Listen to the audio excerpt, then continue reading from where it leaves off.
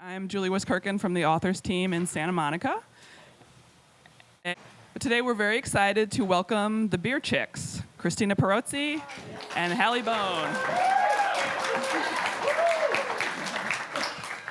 They are coming to do a beer tasting for us and to talk about their book, The Naked Pint, an unadulterated guide to craft beer. Christina was named Best Beer Sommelier in Los Angeles by Los Angeles Times Magazine in 2008. She managed the original Father's Office here in Santa Monica, which I think a few of you have been to. And she, seeing the need for beer education everywhere, she founded the popular website beerforchicks.com and started working as a consultant, a beer educator, a writer, and beer sommelier in 2006. And Hallie is also a beer sommelier and the resident beer expert on the hit cable foodie show After Hours with Daniel Boulud. She met Christina working at Father's Office and started the popular FO Beer School there. So please join me in welcoming Hallie and Christina. Thanks, guys. Hi. Well, the reason I quit corporate America was that you couldn't drink beer at work, and now I see that it's changed in a couple of years. Thank God. Anyway, thank you so much for coming, and thank you so much for having us. When we started this beer journey, we never, ever imagined in a million years that we would be standing someplace like this talking about beer or talking about our book. But we decided that the best way to talk about our book, since the book is about beer, is just to talk about beer. And you can read the book later. And drink it. Yeah, and we want it to be fun. We want beer. Beer's supposed to be fun. I mean, you can evaluate it. You can appreciate it. You can differentiate flavors and tastes, et cetera, but it shouldn't be so snooty. It should be inclusive. Yeah, it kind of sets itself apart from the wine world in that way. There's not as many rules, and at the end of the day, it's just supposed to be fun. So we always try to drink our way through any speech, any event, anything we're doing. Lucky for all of us. So. Yeah, the reason actually why we did this was so that we could drink and call it work. Yeah. So it's very important. We're looking for interns, if anyone's interested, I'm just saying. Let's start with the first beer, and then we can start talking about what beer actually is. The first beer we want you guys to drink is a wonderful lager. You may have heard of it. It's It's from got my a red hometown. label. From a little place called St. Louis, Missouri, called Budweiser. If you haven't heard of it, I don't know. So there's little purple openers somewhere on your table. So crack that open. And pour this much. Pour about this much, you guys. By the time you get to the end, you will definitely feel the beer because the alcohol percentage will rise in each beer. Yes. So don't feel like you're getting cheated. Yes, We're looking out for you. We wanted you guys to start with this one because we want to give you a frame of reference. This is the beer that most people in America are drinking. This is the style of beer, and it's made in a way, we call it mass-produced, industrialized beer. And this is about 95, what? Why do we call it that? I don't know. Because they make 500 billion trillion barrels of it a year. It does have its purpose. It's truly consistent beer. But it is one style of beer. And this style of beer, it makes up 95% of what we Americans drink as beer. And that is a light lager. So a light lager is what you're generally used to, your Coronas, your Heinekens, your Budweisers, your Coors. This is all one style. So, we try to tell people, if you haven't gotten into craft beer, you've probably only had one style of beer, a lager or a light pilsner, which is also a lager. And that would be like having one kind of wine for the rest of your life. So it's I'll have like a white Zinfandel, please. Yeah. That's it. Just like saying, I'll just have white Zinfandel for the rest of my life. That's it. Done. Doesn't matter what I'm eating. Doesn't matter what I'm in the mood for. So we're trying to show you, as we go through this beer journey together, we'll show you that there's so many different flavors in beer, and so you can have more variety. And that's what excites us about craft beer. That's why we wrote the book. That's why we got into it. There's such a great, vast variety of flavors in beer.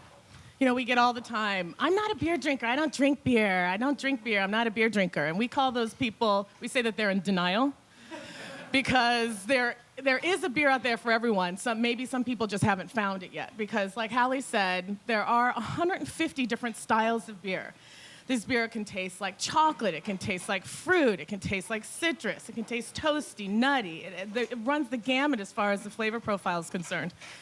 And it goes to show, if you have tried 95% of the beers that are out there, if you've tried Beck's, you've tried Heineken, you tried Coors, you tried Budweiser, these are bad breweries, but I'm just saying if you've tried all of those beers and you don't like a Pilsner-style lager, you're going to deduce that you don't like beer because you've tried everything that's out there and you don't like it. You know, we get a lot of women all the time that, I don't like beer. I don't want to drink beer. Well, it's because they're... Sorry.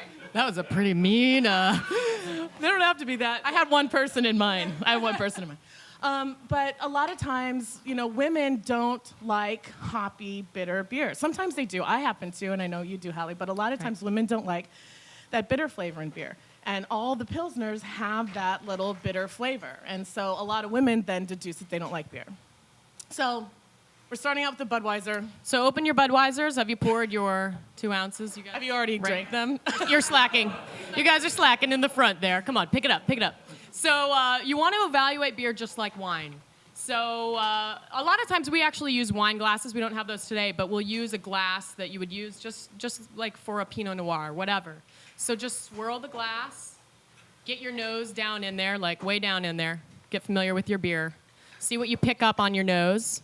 If it's not pretty, that's okay because, you know, this is a particular kind of beer, so maybe you don't like what you smell. And then take a sip and kind of let it, you know, move around your mouth, let a little air in, just like you would when you're tasting wine.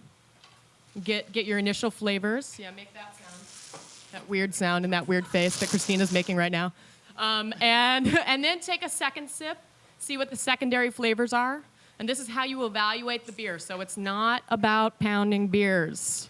It's not about drinking it from the bottom of the can like we all did. It's just about drinking it, or maybe that was just me. It's just about high school. Anyone? No.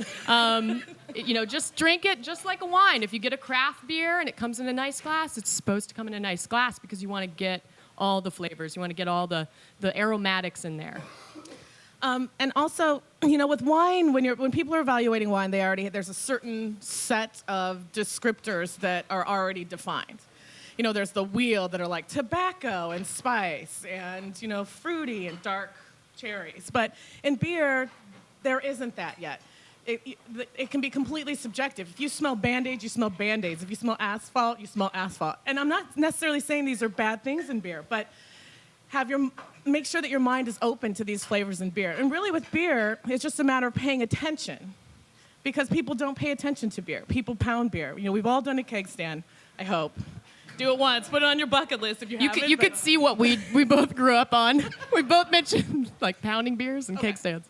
So anyway, we're going to go into really quickly what the ingredients of beer are. Most people have no idea what beer even is. I still don't know what Diet Coke is. No one does. It's scary. But basically, beer consists of 4 basic ingredients. Obviously, there's water, which makes up about 95% of beer. There is an ingredient called malts, which are grains, and that's what provides the fermentable sugars in beer. There is yeast, which is a single-cell organism which eats the sugars in malt and creates alcohol and CO2. And then there's hops, which provide a bitterness and balance in beer. So the way that these work together and make a very happy beverage is that the yeast eats the malt and creates the alcohol and CO2. So that's the science behind beer. That's what we call the birds and the bees of beer. So now that you know those 2 things, the ingredients and how beer is made, you know more than like 90% of the population, which is sad. But it's true. Like people, if you ask someone on the street what's in beer, they're like, I don't know. They might say barley because you hear that word, but you know, people just aren't familiar with how it's made. And each one of the ingredients parts many different permutations of flavors on beer. For instance, there are hundreds of different varietals of hops. There are hops that are grassy. There are hops that are really bitter. There are hops that are herbaceous. There are hops that are citrusy.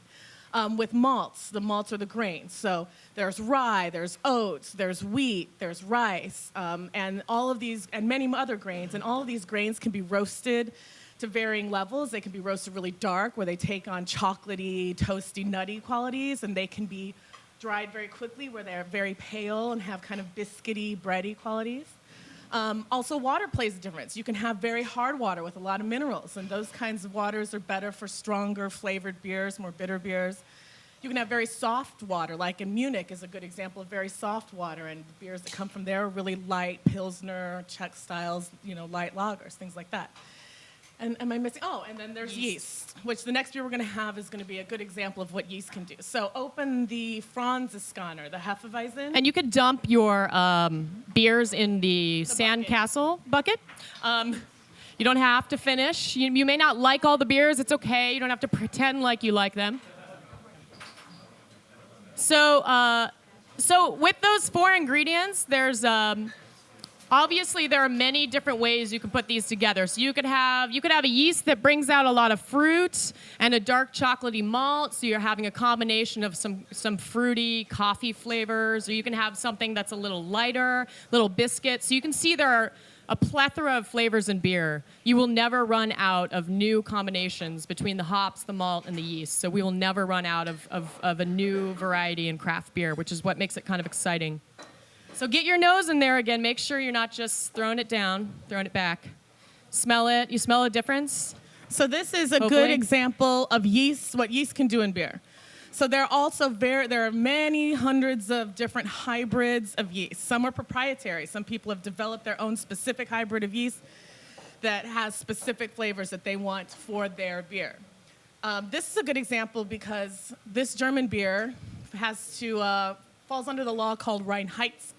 Did I say that I'm right? so glad you say that because I don't know how to say It's that. a hard word. Reinheitsgebot, which is a German purity law, which means that you can only have 4 ingredients in beer. You can't add anything else other than water, yeast, malt, and hops. So what do you guys smell? Just yell something out. No wrong answers. What? Citrus? Who said? Someone said banana? Yes. Yeah. Yes. Yeah. So this is a Hefeweizen. Pronounced Hefeweizen, by the way. A lot of people say Hefeweizer. No we don't know why. Hefeweiser, no Heffenweizen. There's no R at the end. Hef, if you don't know for sure. So yes, banana and clove are very traditional tastes, flavors, aromatics of this style, a Hefeweizen. And definitely a little citrus there too. Every Hefeweizen is slightly different, but the banana and clove is a very traditional smell that you should get and flavor. And that is coming specifically from the yeast strain that they're using. There are no bananas added. There's no clove added in the boil. It is coming from that specific Hefeweizen yeast that they're using in the beer. So a lot, go ahead.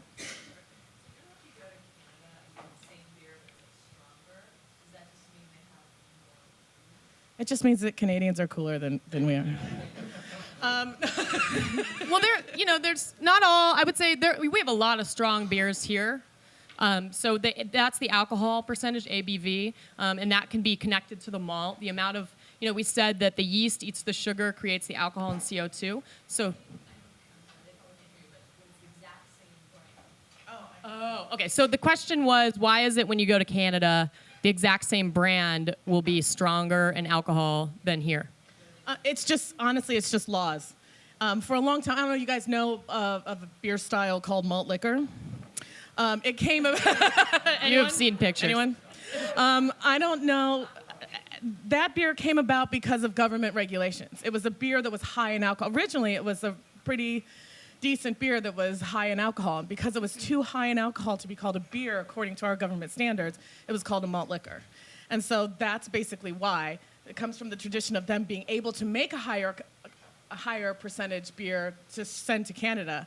And now they don't want to change it. They don't want to do the new Coke thing. They don't want to change. Budweiser is not going to change their, recipe. They're not going to add more alcohol and call it Budweiser and have, 50 million Americans. It's like 3-2 beer in Utah. They have that rule. There were wider spread rules, a while back. Okay, so the way you get more alcohol in beer is the malt to yeast ratio. The more malt you have, the more yeast you have, the more yeast eats the malt, and the more CO2 and the more alcohol you're going to have. Right. So it's just adding that into that chemical equation, basically. So we were talking about Hefeweizen. We were talking about the yeast and the yeast strain. There are lots of. Did we talk about how there's a yeast strain for almost every different kind of beer? There's a yeast strain for pale ale. There's a yeast strain for IPA, and there's also people combine all of these yeasts. They combine all these different kinds of hops, and they combine all these different kinds of malts to make, as Hallie said, an endless. I'm going to use how many times can I use permutations? As many times I'm as at you Google. want. I feel like I should. We have like 5 words we love, and you're going to hear them a million times. And one of them is tasty. One's delicious. They would just repeat it. Amazing. So this is a good time also to tell you the difference between an ale and a lager. So the first beer we had was a lager. Have you guys heard these terms? So everyone's heard of ale and lager, but we find that people don't necessarily know what that means because they'll come up and ask us, I think I want an ale, but they really don't know where they're coming from. I don't want something too ale-y. Yeah, we don't know what that means. And here's why. This is why. So all beer can be separated into two categories, ale or lager. So the reason they fall under one or the other is the process. So there are ale yeasts and there are lager yeasts. If a beer is a lager, it uses a lager yeast. It's brewed at a lower temperature, and that actually means that it's brewed at the bottom. So you'll see that fermentation happening at the bottom of the barrel or whatever you're brewing it in. It's a bottom fermenting yeast. Bottom fermenting. At a lower temperature for a longer amount of time. That's kind of how I remember lager. Lower temperature, longer, lager. An ale yeast will brew at a higher temperature at the top for a shorter amount of time. So it's a process. And then underneath ale and lager are all the styles you've heard of. So a Pilsner is a lager. A porter is an ale. So those are like the two big categories. And underneath are all the small ones. So you don't really want to ask for beer, just I'll have an ale or I'll have a lager. You want to get a little more specific. It's kind of like saying I'll have a red wine or I'll have a white wine.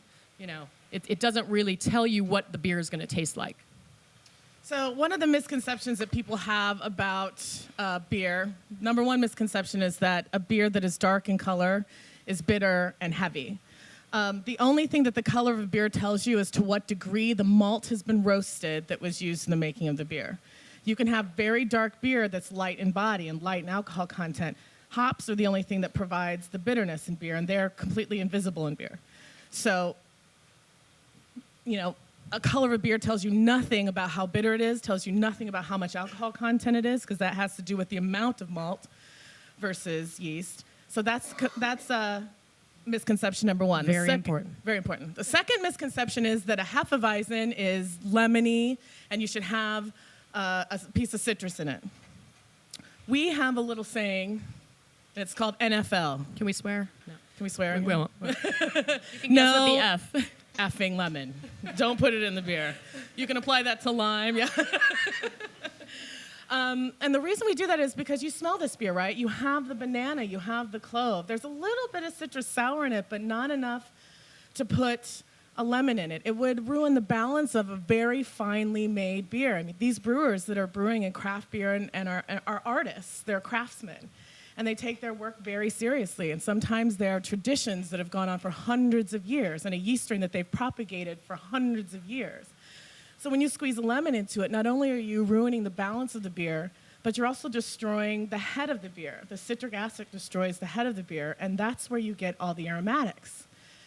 If you don't get aromatics, you're not going to taste the beer. Aromatics are 80% of what we perceive as flavor. And so, if a German comes up to us and says they want a Hefeweizen and we put a lemon in it, they might have a heart attack. And pretty much anyone from Europe, if they ask us for a Hefeweizen and we put a lemon, they're like, what are you doing? So, that has really become popular for the more mass-produced wheat beers in America. And those beers are a different style, basically, and they often don't have the esters, which is the smell from the yeast where you're getting the banana and clove. They don't have that. So they're saying, it's really more of a body that they have, that the wheat comes through, because these are wheat beers. So, then you're throwing a lemon in there because you don't have a lot of other flavors that you're going to destroy. So that's how that became popular. Yeah.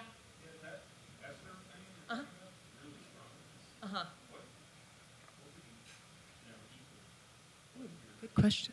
with a Hefeweizen. So the question is, with the esters from the Hefeweizen, the banana and clove, what would we eat with a Hefeweizen? A banana. A banana. And a clove. Okay. Scene. No, I would do something, you could do like a tropical dish, like a seafood with some papayas or a chutney or something like that. There are a couple ways that we pair food with beer, and one is to kind of think of the beer as the sauce in a way, and to incorporate the beer into the food so that the beer enhances the food and the food enhances the beer. So it's just a matter of thinking about the spices that are in it. You could even have this with the dessert. Oh, yeah. You could have this with a banana cake even, We've tried that, and that was pretty good.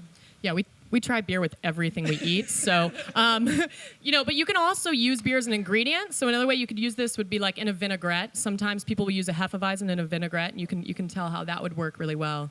So just think about, just break down what you're smelling and what you're tasting and associate it with food the way you would, a spice rack or any ingredient. And it's kind of fun. I mean, that's the crazy thing about what we love about beer is you can use it with food in such, interesting ways. The other Okay, thing we so love open about your- beer is drinking it. Oh, Let's yeah. open the next one. Open the next one. Let's move So the quickly. next one is a Hitachino White. It is another German beer, but this time we're going to Belgium for German. For German. This time we're going to Belgium for the wheat beer. Like we said before, in Germany there's a rule where you can only have 4 ingredients. In Belgium, there's no such rule, so you can add anything you want to the beer. Yes. And there's a little owl on the front, little bottle. Yeah. Cutest bottle ever. It's from Japan. It's from Japan. Yes, it's a Belgian wit beer from Japan. So, whoa. This is the other awesome thing about beer. You can have a very tasty, traditional Hefeweizen or porter or, wit beer or whatever made in a variety of countries and a variety of places because you can have all the ingredients brought to you, basically. You can make a really authentic saison, which we're going to taste later, here in the States. It doesn't have to be in Belgium. So this is made in Japan. In a sake brewery. Yeah, a place that was a sake brewery. Throw it in there, sake brewery. So, really, smell it. I see some of you throwing it back. Smell it first. Get the primary aromatics. Take a moment. Get the secondary aromatics. Different than the last one? Yes? Get anything you want to yell out? Sour? Sour. Mm-hmm. Should we tell them? Orange. This is a wit beer or a white ale. This beer is traditionally brewed with coriander and with bitter orange peel. It should be more citrus. It's called a white ale because it's unfiltered. It's a little bit lighter in color. It uses pale malts. When people think of wheat beer, traditionally they think of very citrusy because they're thinking of that lemon. This style is a little bit closer to that citrus kind of flavor that a lot of people are looking for in wheat beers. Hallie had mentioned there are American styles of wheat beer too that have a more citrus quality, like Pyramid and a Vidmere, and we call those American style wheat beers, and this is a Belgian style wheat beer. Okay, so should we tell them a secret?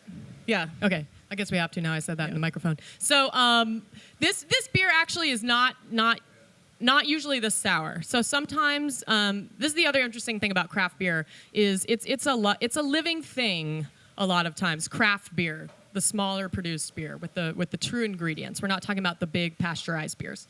So each batch can be slightly different. So this beer traditionally for us has a lot of pear to it and some nice spice. This is a little more sour than usual. So it's this batch. So when we tasted it, we were like, oh, this is different. It's a lot more lemony than it usually is. You have a question?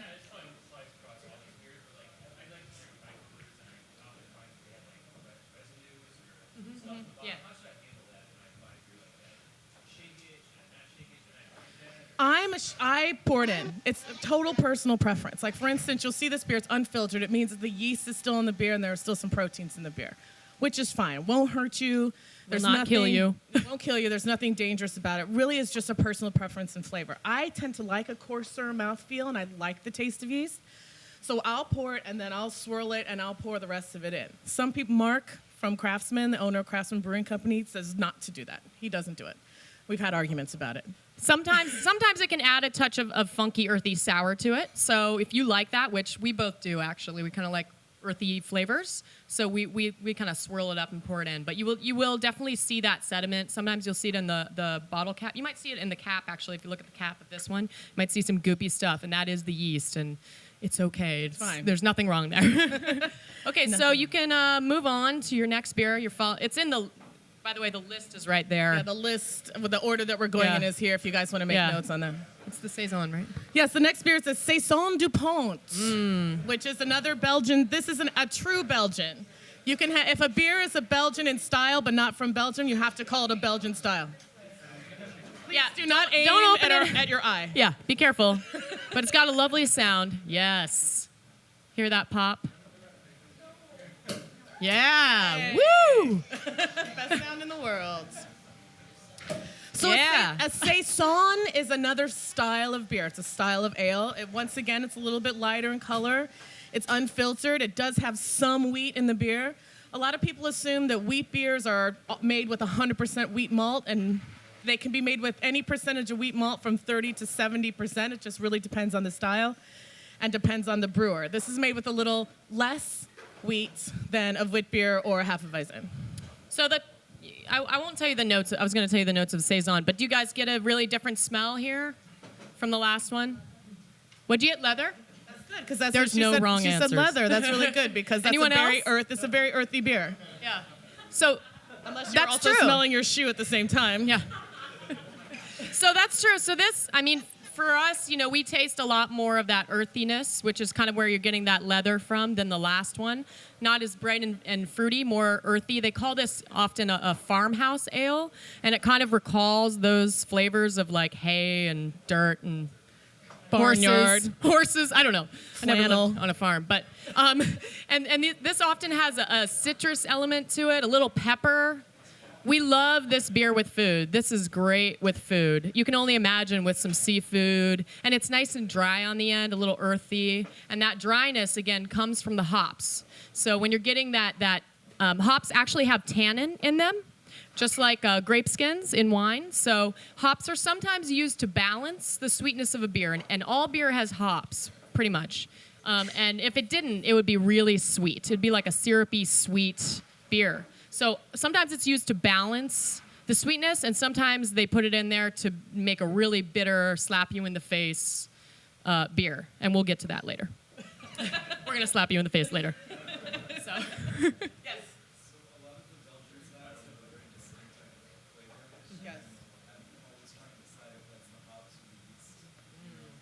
It can be a lot. He was saying that Belgian beers have a very distinct flavor, and he's trying to figure out what it is. Is it in the hops? Is it in the yeast? Yeah. So in the doubles and the triples, which are bigger beers that we're going to be trying later, those are Belgian styles. They typically use a Belgian candy sugar in addition to the malts to pump up that malt level to get a higher alcohol content. And so you're also going to get what's called residual sugar in the beer, so that sweetness. And it's kind of like a port quality, almost like a brandy-ish kind of quality. You get some heat in the exhaust. Most of the time it comes from either that or it comes from the yeast, the specific yeast strain that they're using, the esters. And also we find that the hops that a lot of people use in American styles, the bigger sort of West Coast pale ales, are a different kind of hops. And so they can give you some of that piney citrus that we're going to taste later. And sometimes the Belgians, they're using hops more to kind of dry out the end. And it can be a funkier kind of dry hop. So it's going to give it a really different balance, a different flavor profile than the American style. So that might be what you're tasting as well. They're kind of going for different things in the same way that, you know, a true Burgundy is going for something different than a Pinot Noir, you know, in California. So, you know, they have a different idea of how to use all the ingredients. So that's part of it. Okay, so moving on. Let's move on. Let's get hoppy. Terrible. I can't believe you it just was said bad. that. I apologize for that. I should have apologized in advance. Although our title for this chapter was a hoppy ending, Hoppy so really ending. you could see what level we're working at.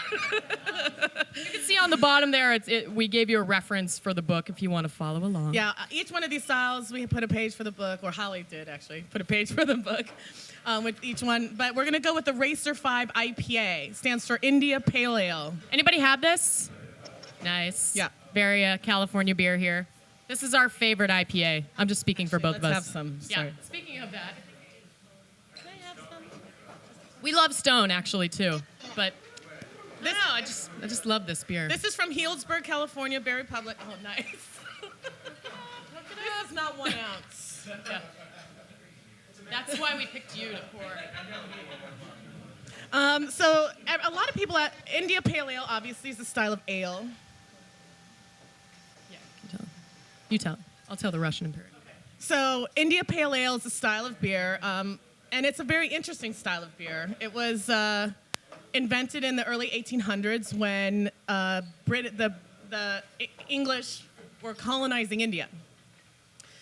And these were the days before the Suez Canal. These were the days before refrigeration. These were the days before stainless steel. And in order to get beer to their colonists and to their soldiers, they put beer in wooden barrels and put them on ships and sailed them down around the Horn of Africa, past the equator and back up past the equator. And by the time the beer was getting to India, it was going bad. And so what they discovered in England was that they already knew, actually, that alcohol had a preservative quality. And they discovered that hops, which put the bitterness in beer and dryness in beer, have a preservative quality as well. And so they added more hops, they added more malt, which gave more alcohol, and the beer ended up making the journey. So the India, and then it became a very popular style, and then the Brits actually really fell in love with the style as well. I should tell you that the British IPA version is a lot less hoppy and a lot less dry and a lot less alcoholic than the American versions, because we Americans do things bigger and better, Louder. than anyone can possibly imagine. We call our American IPAs like the hairband of the IPA. It's like turn it up, slam down your guitar, get some reverb, or I don't know, I don't play guitar, but something like that. The drum solo, that's what you think of when you think of hoppy American. It's so if a British person asks us for an IPA, we don't even go this hoppy, because we know that in their country, it's just, this is going to hit them in the face. This is the slap. We're going to slap you in the face. You feel slapped a little bit? Just a little bit. Taste it, smell it. Smell it, make sure you get so to finish up, an IPA always will have more alcohol content, will always be hoppier or more bitter and dry than a pale ale.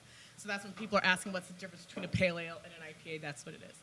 And a lot of the names for the styles come from these stories from history and just the way it came about. So it's kind of another cool thing about beer is you go back to these old stories, and over time these names just stick. But a lot of people we find, they say IPA, but they don't know, why is it India? And so it's kind of a cool, yeah? I think they then eventually did. They figured it out. But overland was a longer journey than sailing at the time. Yeah. Yeah, no refrigeration. Well, also, what are they going to drink on the ship if they don't? I mean, long journey, I'm just saying. But, back in those days, a lot of beer did go bad. It did go sour. And obviously, you probably know that beer needs to be kept at a pretty good temperature. It should be in a dark glass. If you see a beer and it has a clear bottle. Dark glass bottle. Yeah, dark glass bottle, sorry. Then, that's not good for beer. It's just like wine. So it should be kept at a constant temperature, not a lot of heat and then a lot of freezing. You don't want to, that's going to, get in the way of the flavors and could make the beer go bad. But you'll also notice that we're not serving these beers ice cold. You hear all those commercials, ice cold. And the label turns a color when it's cold. That's not necessarily good for beer. That's good for bad beer.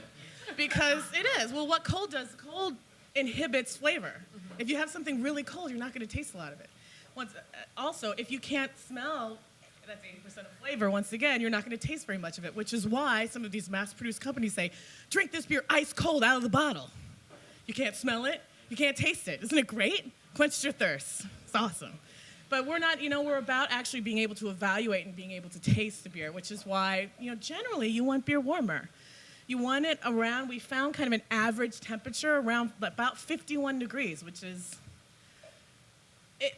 we say take it out of the fridge and let it sit about 2-3 minutes. And it's going to warm up in your hands while you're drinking a beer, and you can notice the change from the first sip to the last, and that's okay. I mean, it's going to bring out a little more of the malt, maybe less of the bitterness, and that's a cool journey. You're supposed to kind of taste different things. Yeah.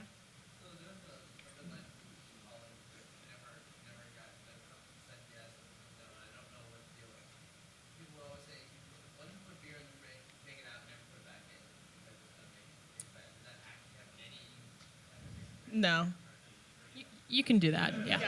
You can don't warm it up to 100 degrees and then put it in the freezer. Yeah, extreme temperatures are bad, but But you can be going from room temperature to back into the fridge and vice versa. That happens all the time in shipping. Mm-hmm. They're going from refrigerated trucks to unrefrigerated trucks. Okay, the thing that'll cause a beer to go off or taste skunky, you hear skunky, you hear that born on date a lot, which is also, BS. BS. I'm going to say it.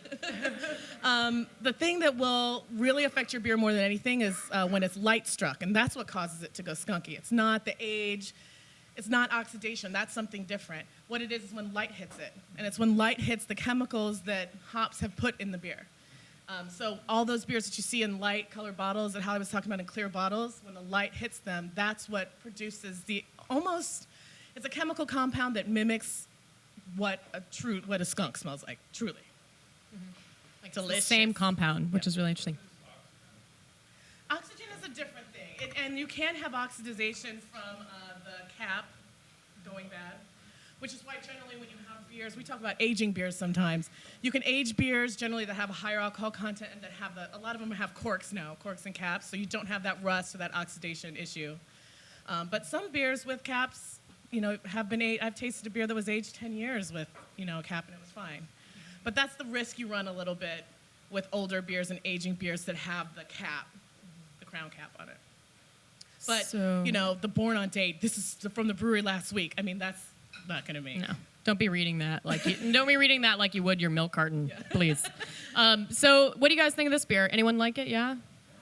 So this is sometimes the flavors in this, the bitterness, like I think Christina said earlier. Sometimes people new to beer are kind of turned off by that, but and that's fine, whatever, But we do find that, when I started drinking craft beer, I was kind of like, oh, that bitterness freaks me out. But now I crave it. So your palate will change. Your palate will absolutely change. Whatever you like now, let's all get together again in about 6 months and see. You will feel differently about every single one of these beers, and it's pretty cool. Your palate grows because you once you understand what the ingredients are and what these styles are supposed to taste like, it changes all the sort of the programming we've had about beer in this country, which is that it's all supposed to be light and flavorless. But why would that be? So this, if you drink this with like a big nice burger, like a burger at Father's office, something that has a lot of fat and cheese. The crispness of these hops are going to cut right through that. It's going to pair so well with that food. So you can see how the different styles work better with different meals and different situations. All right, let's move on. Let's go to the porter. So we gave you the IPA, and it was named because of where it was going to. This beer is named after who was drinking it. It was the porters on the shipyards of England that were doing all the moving and shaking, and they drank this beer for breakfast, they drank it for lunch, they drank it for dinner. This was the style of beer before lighter styles, the porters and the stouts. And a stout was named a stout because it was supposed to be a darker, stouter porter. But now the stouts and the porters, when a brewer makes one, they kind of pick whether they want to call it a stout or porter. They're pretty much the same. So there's not a lot of difference between the two, because Guinness was actually Guinness Stout Porter initially. Yes. No, not necessarily. The question was, do porters have more alcohol than stouts? No, a stout can have more. It's been. They're not necessarily strong. We're going to get to a Russian Imperial Stout later, which will have more alcohol. Someone over here is very excited about that. Yeah, but we'll no. Get serious in a minute. And actually, when you guys, we've said that you should not judge a beer by its color. Please do not look at the glass and think, "Wow, this is a meal, and I already ate. I can't handle this." Taste this beer, smell this beer. This beer is actually lighter in a way than the last beer you had. It's lighter in alcohol for sure. So the other beer was lighter in color, but this is lighter in alcohol. So you can't just look at beer and say this is stronger because it's used as a darker malt. So again, the malt is just roasted to a darker color. Yeah, this beer is going to feel lighter on your tongue. It's going to be less astringent. It's going to be less hoppy, less bitter, and many people would put those characteristics into a beer that looks like this. Sorry, I'm getting some. I'm a little behind. This beer actually, if you put your nose into it, you get those kind of coffee, chocolatey. Anyone else? Any other flavors picking up? Molasses, yes. It comes from the malt and the residual sugar. And a little bit of it comes from the actual roast level of the malt. You'll be able to, when you say you can't judge a beer by its color, you can't judge the bitterness and you can't judge the alcohol content, but you can do some judging based on the color. I like it. That's like hipster cool. I get vinyl. I only get vinyl.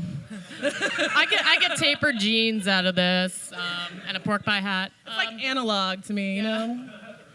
Yeah, no, I mean, so like we said, there is no wrong answer with your palate and with your nose, what you're getting. Especially, you also have to think when we're tasting through beers, what you had last is going to influence what you smell in this beer. So, if you're going from an IPA, there's some of those flavors might come out in comparison to that. So that's...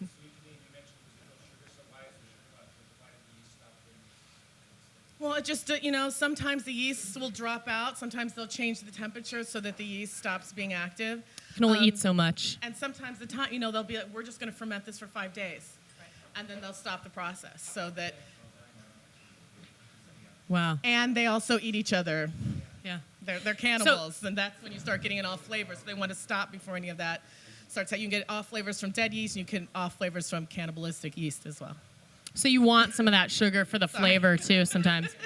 But part of the reason you taste... there's malt and sugar in the last beer, but part of the reason you taste it more in this one is because this doesn't have as many hops. So if this beer had as many hops as the last one, it would be a totally different situation, right? So, sometimes it's the perceived sweetness. It's not necessarily more malt because it's not more alcohol, but, fewer hops are going to make it taste sweeter. Yeah, that's a good point, too, that she brought up about perceived sweetness and perceived dryness. When we're drinking these and we're saying, oh, this is very dry because there are a lot of hops in it, it's not that it actually is dry, because dryness in beverages and wine and beer really means an absence of sugar. And obviously there's a lot of sugar in here. What we're talking about is a perceived dryness, that the tannins and the hops, and sometimes there's some tannins in the husks of the grains as well. Those are perceived dryness that it'll give us to balance out the sweetness that's always there. We'd also like to take this moment to tell you that beer does not have more calories than every beverage. A lot of people say oh, I can't drink beer. I'm watching, what I'm drinking. But then they'll go have a margarita. So I don't get it. They're like, but it's Cinco de Mayo, and then I'll have 5 margaritas, but I can't have a stout. So a margarita has way more calories than what you're drinking 450. right now. 450. Think about it. So, yes, light beers, have fewer calories, but that's all they're going for, by the way. It's just not flavor, but fewer calories. A regular margarita. Well, say regular margarita. It's the same. You had 16 ounces of, it's about 16 ounces. 12 ounces maybe, 16 ounces. A margarita versus a 12-ounce beer. Generally, a beer is about 250 calories that's not light. Or people will drink a, like a Jack and Coke. I mean, how many calories are in a Coke? Why would that be fewer than a beer? It doesn't, it's just, again, it's like the marketing thing that tells you beer bellies and all of that. But that's just not fair. Okay, let's move on. Chimay, people. Chimay. Blue Chimay. Open the Chimay.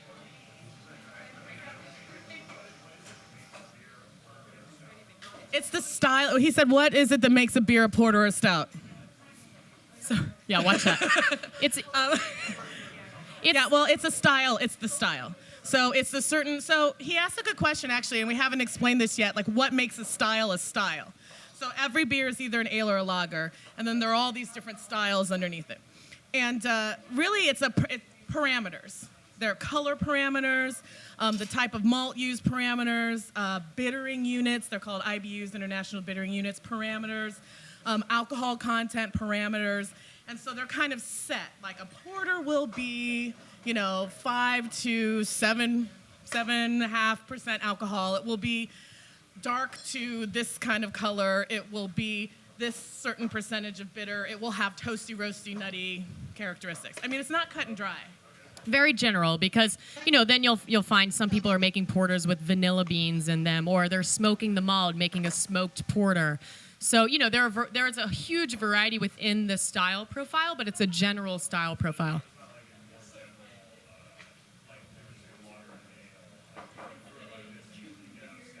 Right. Well, I mean, porter is an ale, so, the styles will be either an ale or a lager, but... You're saying it's not as easy to differentiate a porter between a porter and a stout. Right. No, it's not. That's when you start getting into the little technicalities. What kind of hops did we use? When did we add them? How bitter is it? Did we add, how aromatically hoppy is it? How high in alcohol? How sweet is it? And that's when you'll start getting into that evaluating. It's definitely, it's a nuanced process at that point with style. Some are just very quintessential. Like the Saison you guys had is a quintessential Saison. Like that's the style that other styles move from. This Anchor Porter, I think, is a very quintessential American-style porter. And you all know Anchor Brewing from San Francisco. Just got sold yesterday, I'm just saying. Sold. And we're upset. Yeah, we're kind of sad. Like Griffin something, yeah. like a big company. We'll see. Okay, so you got your Chimay. Everyone have their Chimay? Chimay. Sniff this one. Now really try to, this is, again, this is a darker in color beer, so they're using a darker roasted malt, but totally different flavor profile, we think.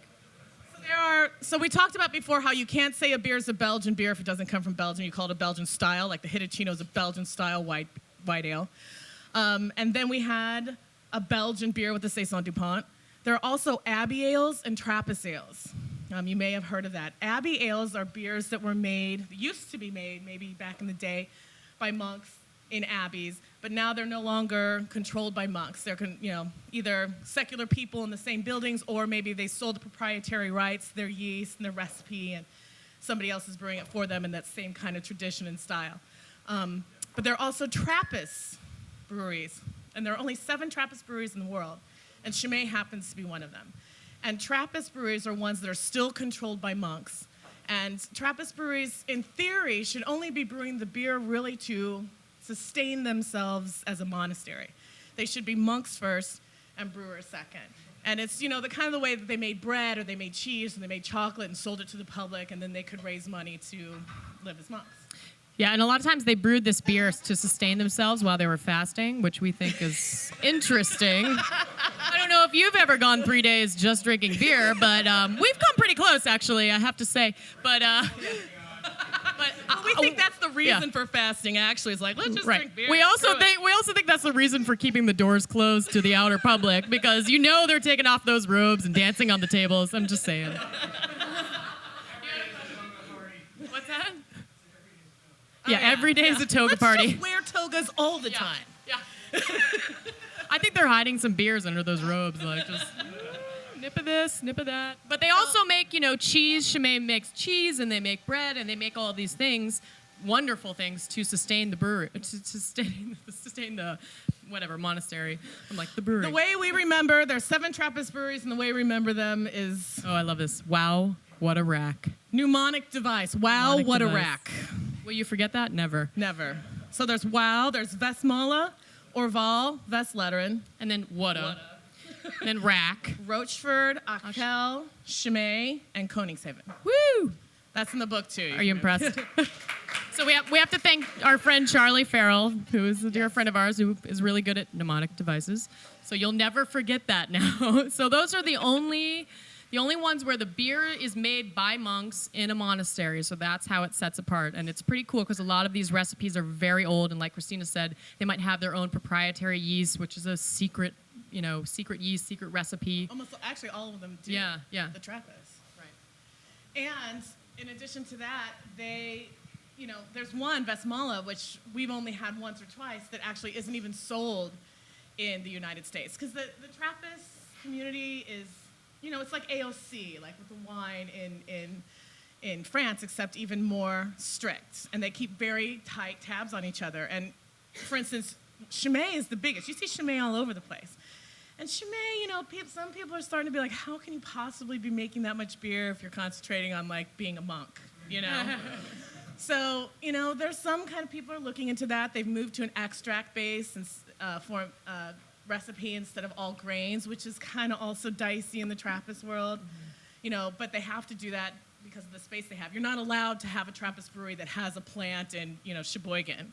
Right. You have to have your own, everything has to be under control of the monastery. You can have a couple secular people working for you, but everything really has to be very tightly under the monastic control. So what do you guys get from this one? Different fruit? Like dark fruit, perhaps? Figs? Plums? Anyone? A little spice, different spice? Old world fruit? Cork? Raisins, Yeah. very good. A little earthiness there. Yeah, a little wood. I get some anise when I drink this, like some of that licorice comes through for me. I'm just sharing. But again, this is very different than the last style, right? I mean, you can definitely tell there's a higher alcohol content also. And this is good because open the next beer, we have the St. Bernardus. So the St. Bernardus triple, this was Well, let's talk about double triple, right? So open the next beer and start getting started on that, and we'll tell you the difference between doubles and triples. And it's counterintuitive. You guys got that open? The St. Bernardus triple? It's the large bottle. I know. It gets a lot harder towards the end. Yeah. It gets warmer, and it gets a lot harder to follow. I know, we're Okay, so a double and a triple. These are both, guys, these are both styles that were rooted in the monastic tradition of brewing beer. Actually, the monks themselves brew quote-unquote single. They don't call it a single, but it's like their table ale, like a table beer. And that's the beer that they drink for themselves, lower alcohol content than what we're having. Then they go through another fermentation, generally, and make a stronger, darker, higher alcohol content beer called a double. And a double is a style.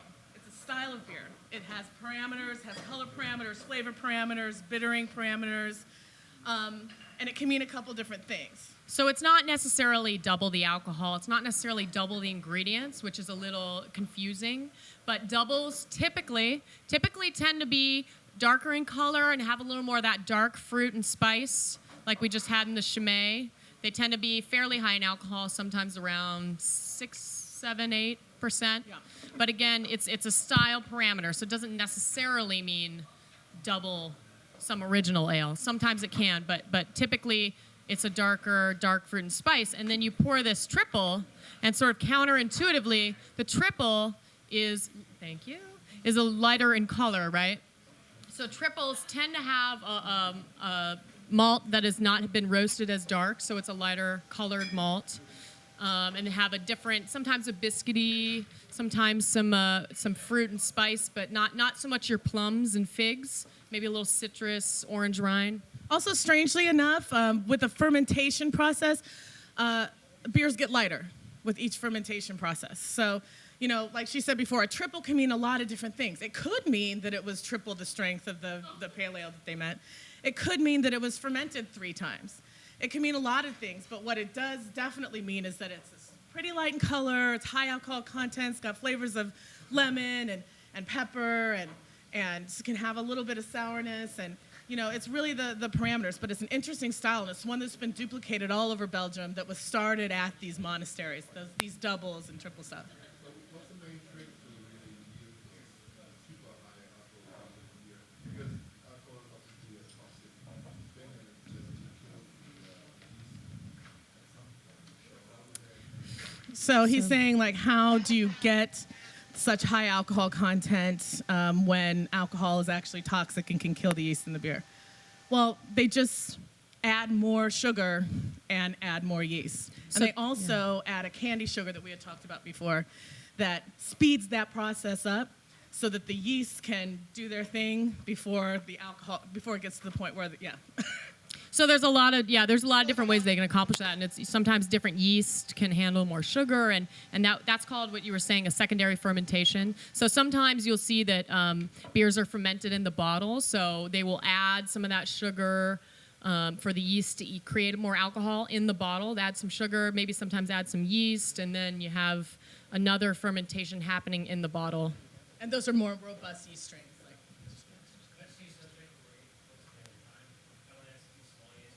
Yes. Open the last beer while we're talking about this. All right, open them all up. I also can't count. Taste. Right. Okay. Talk about it. Yeah. Open all the beers. Yeah, and let's move through them. I keep this. You're gonna find a surprise underneath the lambic. Yeah. Well, you want me to go first? Yeah, you go first. Okay, Favorite okay. beer, Hallie? Here's what I like. I like really earthy, funky, sour, dirty flavors. I know that sounds gross, but if someone says, I have a beer and it tastes like dirty socks, I will order that beer. So one of my favorites is Orval, which is a Trappist beer. So it's a Belgian beer made by monks in a monastery. It's really earthy, it's really dry, very complex, not super high in alcohol, 6.9. So I can drink several of them, and the complexity is so good that I could definitely desert island that beer. That would be my answer. Did you have a question? Did you give your opener already? I passed it around. Yeah, pass that opener. No, don't mix the last Don't three. mix them. Just try them. That's a beer cocktail, which we'll get into another time. Christina, Okay, so- your beer. Oh, my favorite beer? If I had, I would say that my favorite beer is not the one that I would take on a desert island with me. Because my favorite beer would kill my palate, and I wouldn't be able to have it a lot. Do you know what I mean? I'm a big fan of the session beer, which is one that's a little more nuanced. It doesn't kill your palate. You can have 2 or 3 and not lose. It's called a session because you can actually have a conversation. It doesn't necessarily break your train of thought. I really love this ESB from AleSmith in San Diego. It's really delicious. ESB means extra special bitter. It's a style. It's not especially bitter. It's just a style of beer. It was more bitter than like the porters, the sweeter porters and stouts. And then also a white ale, like the Hitachino that we tried. That's the same style that Hoegaarden is, that Blue Moon is, that Lost Coast Great White. That's a great beer. It's fermented with lemongrass. I might take that with me on a desert island. Christina wants like 8 beers then. Well, She wants a selection. I actually wrote an article. What would you, when you say take 5 beers on a desert island, and it was 20 beers that I ended up with. And I said I had to have a kegerator system and some kind of electrical generation. She really doesn't want to go to a desert island. Okay, so you guys have the palm. Are you drinking the palm? What are you drinking? I think we have half and half. Half palm, half. Who's drinking the fruit beer? It smells like apples. Yeah, we have a combination right now. Let's just go over the apple then. So we're going to go through the fruit beers. An apple beer. Someone had mentioned before about sour beers. This is also a Belgian beer. This is called a lambic. And a lot of times in America, we think of lambic as super sweet, fruity beers, which is what this is. This is made for us Americans because the Belgians don't think that we are sophisticated enough to understand a sour beer, which is true. Yeah. But we're starting to be able to understand that. A lambic is a beer that is fermented, it's wild fermented, which means that they don't add yeast to the beer artificially. They just open up the top of the vat, literally, and let whatever yeast and anything else that exists in the air fall into the beer. We're talking bugs, spiders. We're talking dirt, spiders, cobwebs. some hair from the guy making the beer. Whatever, let it all in. It's very earthy. But it makes a really, really delicious beer. Yeah. It's super sour and funky. Yeah. Terroir. That's when terroir has something Well, that to do is with the beer. yeast. The yeast that is naturally occurring in the air.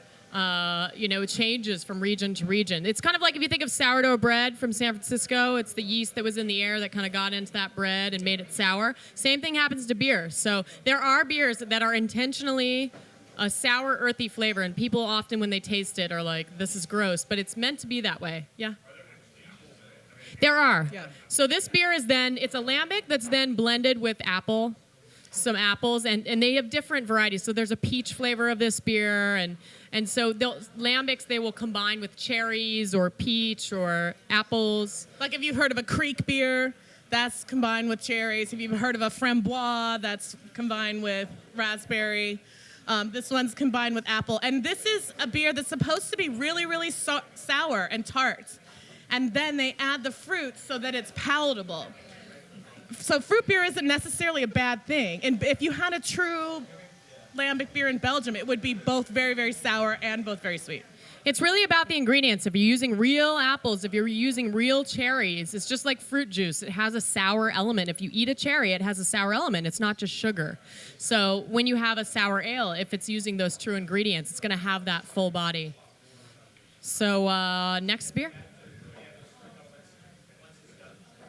Well, it's a whole thing. They do a lot of combining. They have a negociant kind of the same way that champagne does to kind of figure out how much fruit to add. They'll add a little bit of the batch that they made before, or maybe the batch they made 3 years ago to kind of to make sure that the consistency's there.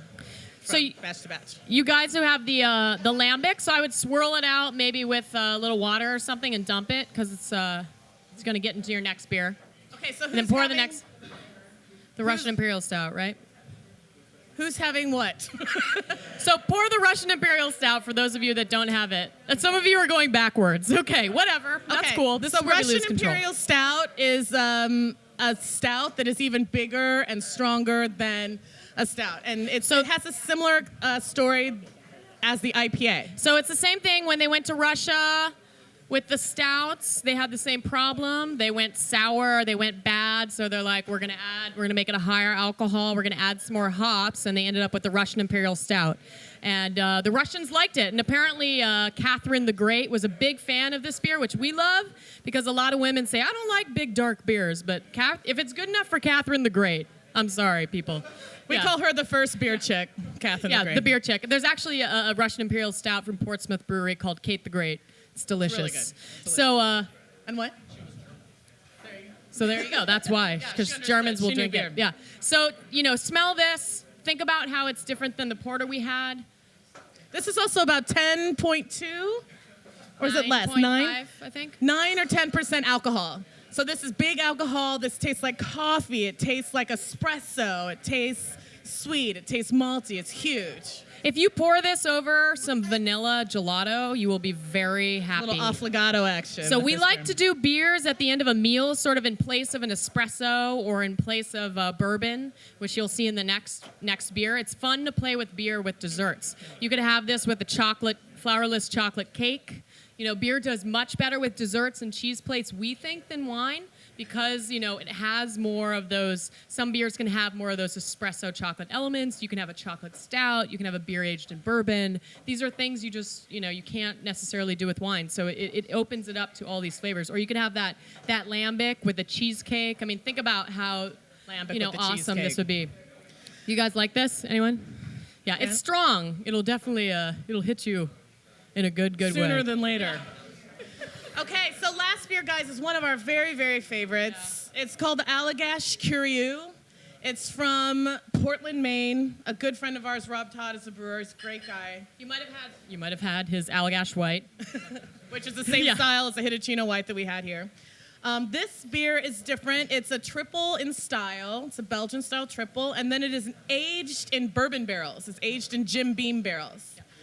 And that's kind of a trend right now with craft beer. You get a lot of different styles, especially ones with high alcohol content that are being aged in Pinot Noir barrels, bourbon barrels, whiskey barrels, Scotch barrels, and it really imparts a couple interesting things. It imparts the woodiness and the dryness from the tannins in the wood, and it also just imparts some awesome whiskey notes. And you can really feel it in the exhaust when you blow out in your mouth. I used to call it the air in my mouth until somebody told me it was called the exhaust.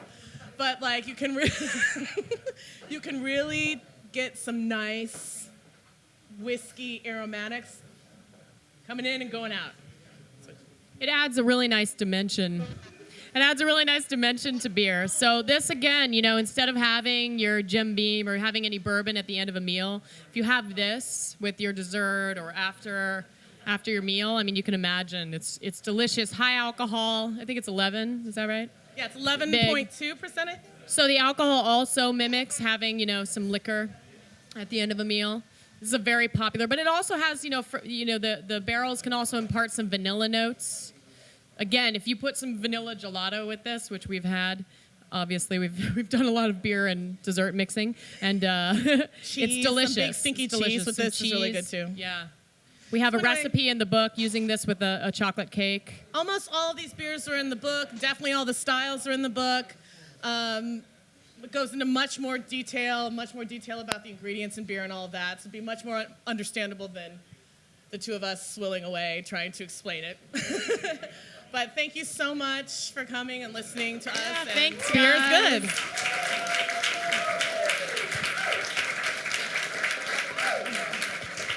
Keep drinking beer. Yeah, if you have any more questions, we're happy to answer anything. And you can check us out, thebeerchicks.com. Thebeerchicks.com is where we blog about beer and food, and we got a beer chick over here. Yeah, and cheers. Yeah, cheers. I need some beer though. Otherwise, it's not real. I'll take whatever. I'm beef.